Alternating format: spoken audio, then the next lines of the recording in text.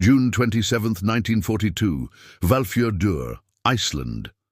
A thin veil of fog rolls over the grey Atlantic as steel hulls groan against their moorings. Engines rumble to life, echoing across the fjord.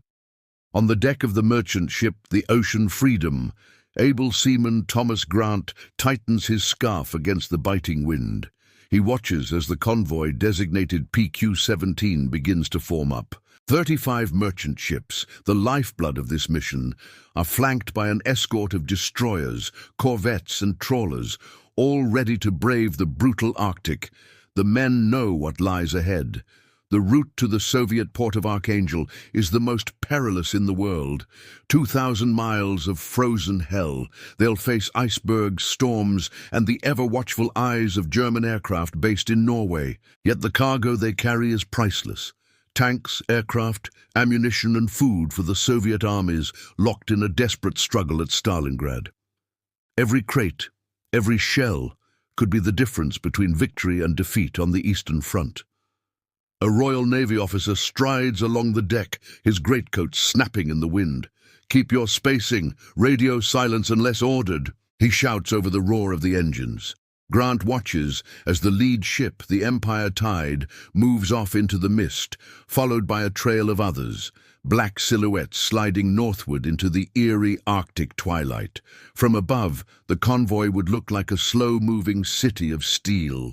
Funnels puff out smoke, and the wakes of the ships slice through the frigid water. The vulnerable merchantmen are protected by the cruisers HMS London and HMS Norfolk, and a swarm of smaller escorts, bristling with depth charges and 4-inch guns. Somewhere even further north, lurking as their ultimate guardian angel, is the home fleet, led by Admiral Sir John Tovey and the mighty battleship HMS Duke of York. They are the final line of defense, the heavy hitters meant to counter Germany's most feared naval asset. But even as PQ-17 sails toward its destiny, far to the east in a Norwegian fjord, a monster stirs. Anchored among the snow-covered peaks near Trondheim lies the Tirpitz, sister ship of the infamous Bismarck. Her massive 15-inch guns can shred an entire convoy in mere minutes. The British Admiralty fears her above all else. And so every convoy that sails to Russia carries the same dreadful question in the hearts of its crew. What if she comes out? By midnight, PQ-17 enters the Denmark Strait. The air temperature plummets below freezing. Icy spray coats the decks, turning every step into a treacherous risk. The Arctic summer sun, a bizarre phenomenon at these latitudes, never fully sets. It just hovers on the horizon, painting the sea in haunting hues of gold and steel. There is no true night here, which means there is no true cover from German eyes in the sky. At 4 a.m. on June 30th, a shadow flickers high above. A reconnaissance plane, a Blohm & Voss BV-138, circles the convoy like a vulture studying its prey. A gunner aboard the American merchantman, the Winston-Salem, fires a frantic burst, but the aircraft is too high. It banks away, its mission complete. It's too late. The convoy has been spotted. In Trondheim, the German Air Command, Luftwaffe 5, relays the sighting to the Kriegsmarine. Admiral Otto Schneewind, commander of the German fleet, receives the report with grim satisfaction. So, PQ-17 has sailed, he likely thought. He glances toward the fjord, where the Tirpitz lies in silent menace. The order goes out. Prepare for surface operations. The gears of the German war machine begin to turn. Meanwhile, the men of PQ-17 press on, unaware of the storm gathering on the horizon. "Looks calm enough," one sailor mutters to another, trying to find some small comfort. "Calm before the storm," his shipmate replies. The words vanishing into the endless wind. The phrase hangs in the air, a chilling premonition. As the convoy approaches the edge of the pack ice, the escorts tighten their formation. They hug the ice field, hoping its vast, unpredictable nature will offer some protection from submarines. On board the warships, radar operators stare intently at their screens, their eyes scanning for any blip on the horizon. Below decks, sonar men listen for the telltale ping and the faint, terrifying thump of a U-boat's propellers. They know that somewhere beneath them, German submarines, the Wolfpacks, are already waiting. The first attack comes on July 1st. At 9:30 p.m., in the strange twilight of the Arctic evening, torpedoes streak through the dark water toward the SS Christopher Newport. A thunderclap erupts as she's hit amidships. Flames leap skyward, a beacon of destruction in the cold emptiness. The crew abandons ship, scrambling into lifeboats as the ammunition in her hold begins to detonate behind them, a series of terrifying secondary explosions. The escorts react immediately, dropping depth charges that send plumes of water shooting into the air. But the attacker, U-456, slips away into the black depths. A message flashes through the convoy from ship to ship. Enemy submarines operating ahead. The illusion of a calm journey is shattered. The men grip their rifles a little tighter, their eyes scanning the endless, empty horizon. The tension, already high, ratchets up to a near unbearable level. Night, such as it is, brings no rest. The relentless Arctic sun refuses to set, and the constant threat gnaws at every man aboard. Sleep is a luxury few can afford. They are exposed, hunted, and hundreds of miles from safety. Somewhere out there, beyond the ice and fog, the hunters are closing in. And in London, deep within the Admiralty war room, a single decrypted German message will soon arrive, a message that will lead to a catastrophic decision, one that will seal the fate of Convoy PQ-17 and change everything. July 3rd, 1942, the Admiralty War Room in London. The air is heavy, not just with cigarette smoke, but with the crushing weight of impossible decisions. A young intelligence officer rushes in, his face pale. "Intercept from Trondheim, sir. Possible sortie preparations. The Tirpitz may be moving." First Sea Lord Sir Dudley Pound looks at the decoded message. The words are vague, but the threat is crystal clear. The German battleship Tirpitz, the lonely queen of the north, is the single greatest danger to Allied shipping in the Arctic. If she leaves her Norwegian fjord and finds Convoy PQ-17, it's all over. PQ-17 is more than just ships. It's a vital lifeline carrying tanks, planes, and supplies to the Soviet Union.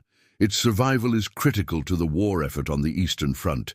Pound's mind races. The convoy has a close escort of destroyers and a heavier cruiser force nearby, but none of them can stand up to the Tirpitz's monstrous 15-inch guns. Protecting the cruisers means pulling them away. Protecting the convoy means risking them against an unbeatable foe. He has to choose. In that moment, surrounded by maps and whispers, Pound makes a decision that will echo through history, a decision that will seal the fate of hundreds of men. At 9:11 p.m., a coded signal flashes across the icy waves to the convoy's commander. Cruisers are to withdraw to the westward at high speed. A few minutes later, a second, more chilling order follows. Convoy is to scatter. North of Bear Island, in the desolate expanse of the Arctic Ocean, Commodore John Dowding reads the signals twice, his heart sinking. Scatter? Here? In waters crawling with U-boats, it goes against every rule of naval warfare, every instinct he has as a sailor. A convoy's strength is in its numbers, in its tight, defended formation. To scatter is to invite destruction. On the bridge of the destroyer, HMS Keppel, Captain Jack Broom is furious. "We're leaving them naked out there," he snarls, slamming his fist on the chart table. But orders are orders. With heavy hearts, the warships of the Royal Navy turn away, their powerful engines churning the water as they vanish into the fog, leaving the merchant ships behind. For the men on those 34 merchant vessels, confusion quickly turns to a cold, creeping dread. They watch their protectors disappear over the horizon. They are alone. 34 individual targets spread out across hundreds of miles of hostile ocean. "Scatter?" A young seaman named Grant mutters to himself, pulling his coat tighter against the biting wind. They've gone mad in London. One by one, the ships break formation, each captain choosing a desperate, lonely path, hoping to become a needle in a haystack. The convoy, once a proud steel phalanx, dissolves into chaos. That night, the Arctic erupts. The wolves have been waiting. U-boat wolf packs, alerted to the convoy's position, close in for the kill. U-703 strikes first. A torpedo slams into the SS William Hooper, and the American Liberty ship breaks in two, sinking in a flash of fire and twisted metal. Then the sky joins the slaughter. Heinkel He-111 torpedo bombers roar out of the low clouds, flying from bases in occupied Norway. They sweep in low and fast, their engines a terrifying scream. The Pan-Atlantic is hit, then another, and another. The ship goes down in minutes, her crew leaping into the frigid water. Their screams are lost in the roar of engines and the explosions that light up the perpetual twilight of the Arctic summer. Everywhere I looked, one survivor would later recall, ships were burning. The sea itself was on fire. Miles to the west, aboard the cruiser HMS Norfolk, the ship's radio crackles with fragmented, desperate messages. Ship hit. Abandoning. Under attack by aircraft. No escort. Need assistance. Captain Walker listens in grim silence.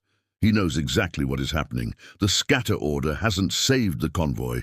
It has served it up on a platter. And what of the great beast that caused all this? What of the Tirpitz? Back in London, frantic analysts monitor every scrap of intelligence, but the feared battleship hasn't moved. She remains safely anchored in her fjord, a silent steel predator whose mere shadow has triggered a massacre. The intelligence was wrong. A phantom threat has just destroyed a real convoy. By dawn on July 4th, America's Independence Day, the full horror of the situation becomes clear. The Arctic Ocean has become a vast floating graveyard. Wreckage and bodies litter the sea, drifting among the ice floes. Lifeboats, overloaded and battered by the swell, capsize. Men cling to debris, their hands frozen to the oil-slicked planks. The water temperature is just a few degrees above freezing. Survival is measured in minutes. Aboard the Ocean Freedom, Seaman Grant watches in horror as a ship 2 miles away erupts in a massive fireball.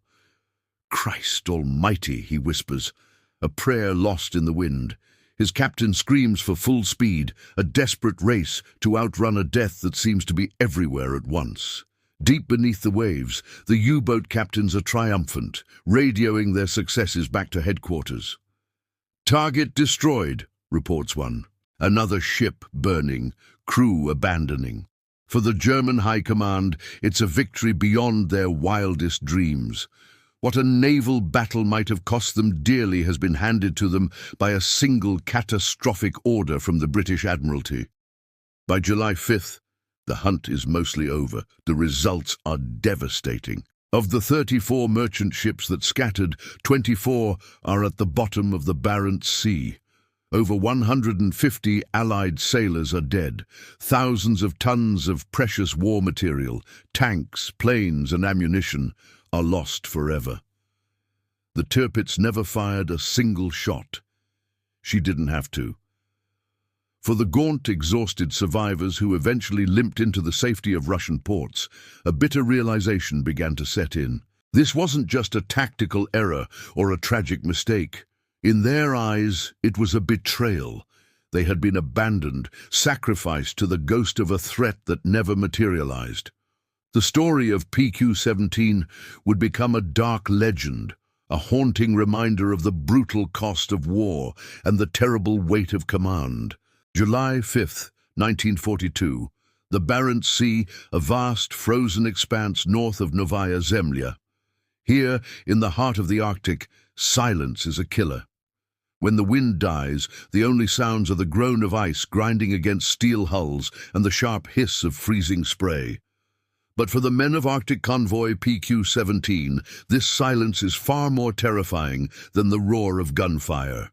It means the enemy is out there, hunting, unseen. The SS Ocean Freedom steams eastward, a lone silhouette against the endless ice. Her cargo holds are a treasure trove for the war effort. Sherman tanks, aircraft parts, vital supplies destined for the Soviet front. On her deck, Seaman Grant rubs his raw, cracked hands, trying to force some life back into them. Frost clings to his eyebrows like a second skin. Every hour the crew scans the horizon, their eyes straining for a telltale smudge of smoke or the glint of enemy wings. They know the Luftwaffe won't rest. Somewhere above the thick grey overcast, Heinkel and Junkers bombers are prowling, just waiting for a break in the clouds. "Radio silence," the first mate asks, his voice a low murmur on the bridge. The captain just nods, his face grim. "If we transmit," he says, "they'll find us that much faster." But to the south, the SS Paulus Potter isn't so lucky. A Heinkel 115 floatplane spots her. Moments later, bombs scream down, striking the ship amidships. Survivors scramble to abandon the burning vessel, their lifeboats drifting among sharp shards of ice. In a desperate act, some climb back aboard the still-burning hulk, only for a U-boat to surface and finish her off with a single, devastating torpedo. Aboard the SS Daniel Morgan, another quiet drama unfolds. The helmsman's hands are frozen solid to the wheel. He can barely turn it. Oil lamps flicker weakly on the bridge as the captain scrawls the ship's last known position in pencil. But what good is navigation now? Without the convoy's protection, without its coordinated path, every ship is sailing blind. Some veer too far north, becoming hopelessly trapped in the crushing grip of the pack ice. Others drift south, sailing directly into the hunting grounds of German U-boats like U-355 and U-408. The Germans have a name for this: Die Schlacht im Eismeer, the Battle of the Ice Sea. For them, it's a turkey shoot. For the British and American sailors of PQ-17, it is annihilation. By July 6th, the convoy has ceased to exist. The surviving ships are scattered across hundreds of miles of unforgiving ocean. The pale, endless Arctic night reveals a horrifying vista. The orange glow of burning wrecks on the distant horizon, a fiery red stain that pulses against the grey sky before fading away. On the SS Washington, second engineer Fred Hansen scribbles in his log, "Still alone, no word from anyone. Ice forming on decks again. God help us if the fuel freezes." But fuel isn't their only problem. Food is running dangerously low. Men huddle together in the mess hall, their breath forming thick clouds in the frigid air. The psychological toll is immense.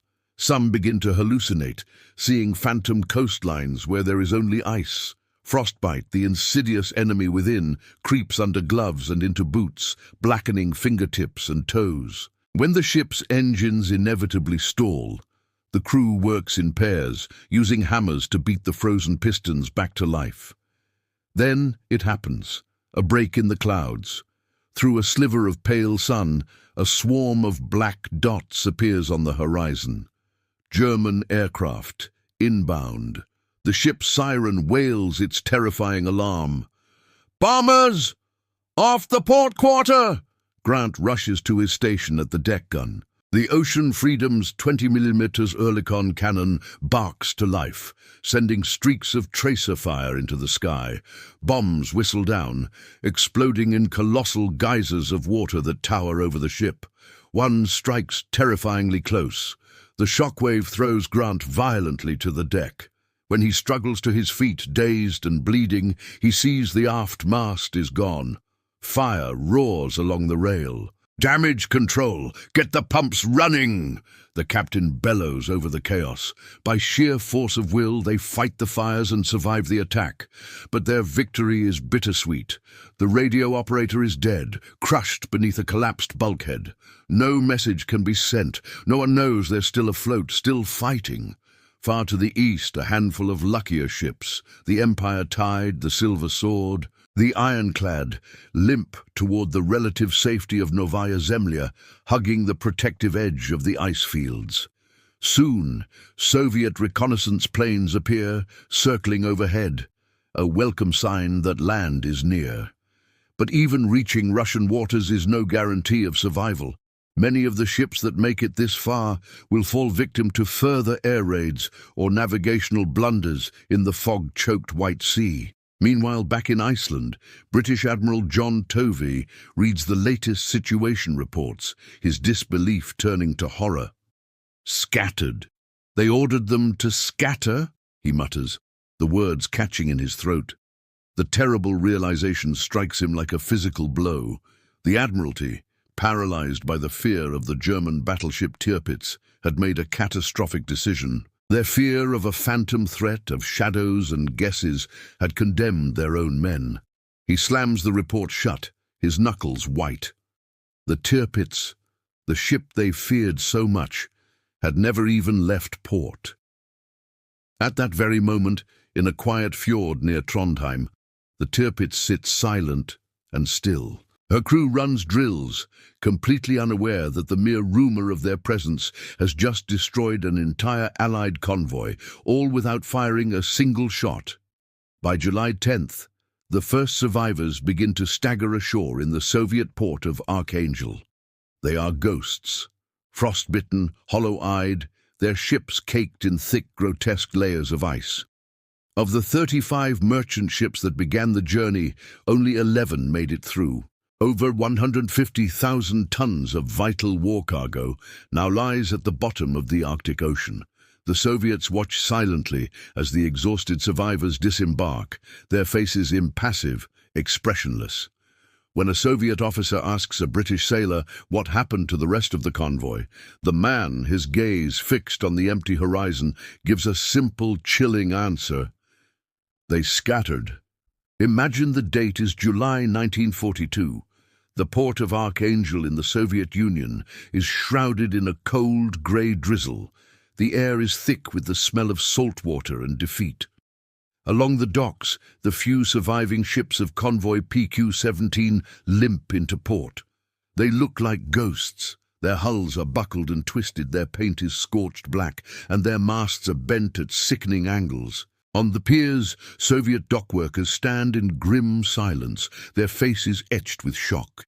They stare at the wrecks that were once proud, life-giving freighters.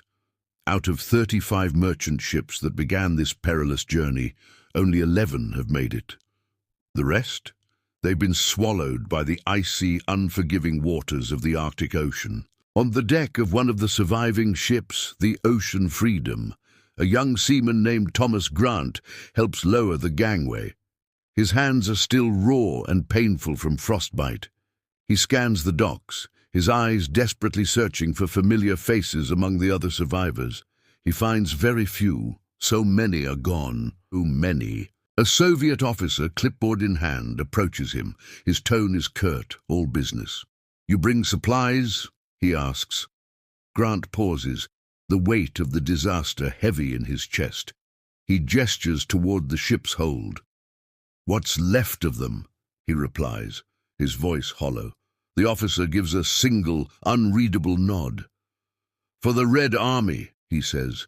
"Every bullet counts." But as the cranes begin to lift the crates from the hold, a devastating truth becomes undeniable.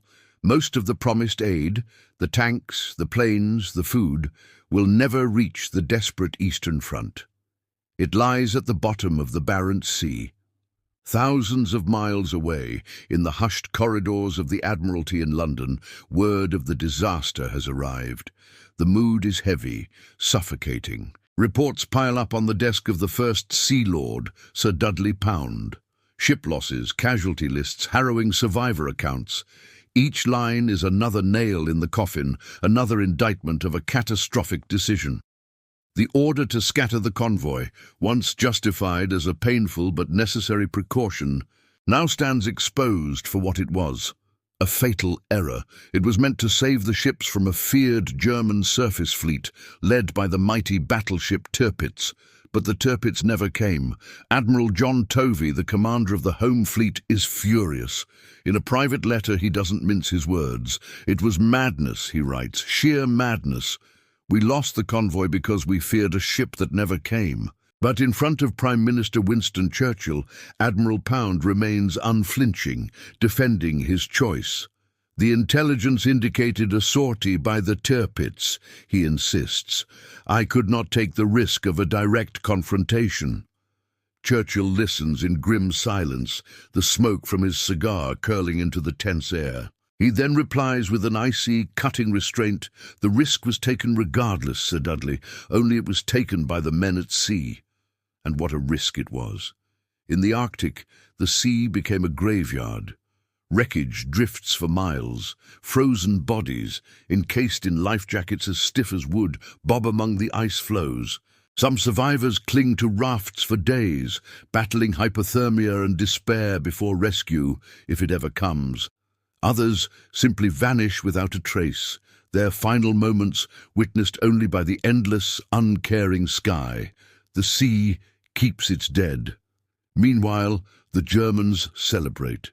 The Nazi propaganda ministry releases a triumphant statement. The Royal Navy's arrogance has met its reckoning in the northern seas. The Arctic belongs to the Reich, but privately, the German U-boat commanders knew the truth. This wasn't a victory of superior skill. It was a victory handed to them by luck and by their enemies' fear. Captain Lieutenant Rolf Manke, commander of U-703, wrote in his log, "They fled before us. The convoy broke apart like ice under the sun. The U-boats and Luftwaffe bombers were free to pick off the lone, defenseless merchant ships one by one. For the men who lived through it, PQ-17 was more than a military disaster. It was a ghost that would haunt them for the rest of their lives." Survivors would recall the screams echoing in the dark, the horrifying sound of steel hulls being torn apart by torpedoes, and the surreal, endless daylight of the Arctic summer that offered no cover from death swooping down from the sky. Before leaving the desolate port of Archangel, Seaman Thomas Grant wrote in his diary, trying to make sense of the senseless. "We were told to scatter, but it felt like being told to die. I'll never forget the faces. Men turning to ghosts before my eyes. The sea took them all." The consequences of this tragedy rippled through every level of the Allied command. Future Arctic convoys were suspended for months, a devastating blow to the Soviet war effort. When they finally resumed, the rules had changed. Convoys would have tighter naval coordination, more air cover, and a new unbreakable rule. The escort would never, ever be ordered to abandon the merchant ships. The Royal Navy vowed that no convoy would ever be left to scatter again. But for the 24 ships and over 150 merchant seamen lost with PQ-17, that lesson came far too late. Back in London, Sir Dudley Pound's health began to fail. Racked with guilt and exhaustion, he stepped down from his post in late 1943. He died not long after, his final years forever overshadowed by the memory of the convoy he had ordered to its doom. Today, the Arctic Ocean, indifferent and vast, has closed over the wrecks of PQ-17. Beneath its frozen waves, twisted steel, shattered crates, and the bones of brave men rest on the seabed. They are silent witnesses to the devastating cost of a single, fateful message. Convoy is to scatter. It was the convoy that vanished, a story of incredible courage undone by fear. Thank you for watching. The story of Convoy PQ-17 is a stark reminder of the human cost of war and the immense bravery of the merchant seamen. If you found this story compelling, please hit the like button, subscribe to the channel, and ring the bell so you don't miss our next video. We'll see you next time.